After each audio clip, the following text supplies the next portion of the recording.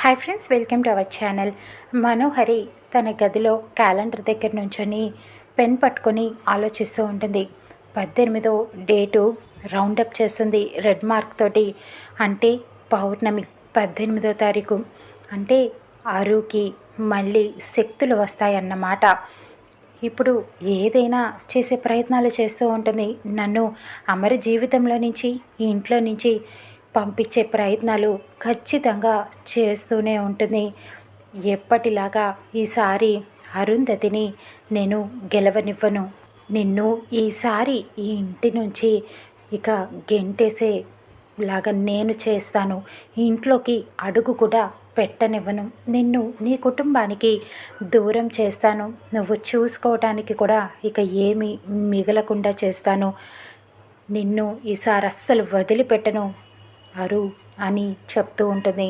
ఇక ఇంతలో అమర్ వస్తాడు అక్కడికి. అక్కడ అరుంధతి బయట లాన్లో నుంచొని ఆలోచిస్తూ ఉంటుంది. పౌర్ణమి వస్తుంది అంటే నేను ఏం చేయాలి అని ఆలోచిస్తూ ఉంటుంది. మనోహరి ఈ ఇంటి నుంచి వెళ్ళిపోయేలాగా చేయాలి. ఈసారి ప్రయత్నం మాత్రం చాలా గట్టిగా చేయాలి. ఇంకొకసారి నా కుటుంబం జోలికి కూడా రానంత భయంకరంగా మనుని ఇంటి నుంచి గెంటేయాలి అని ఆలోచిస్తూ ఉంటుంది. అమర్ వచ్చి మనోహరి అని గది బయట నుంచని పిలుస్తూ ఉంటాడు.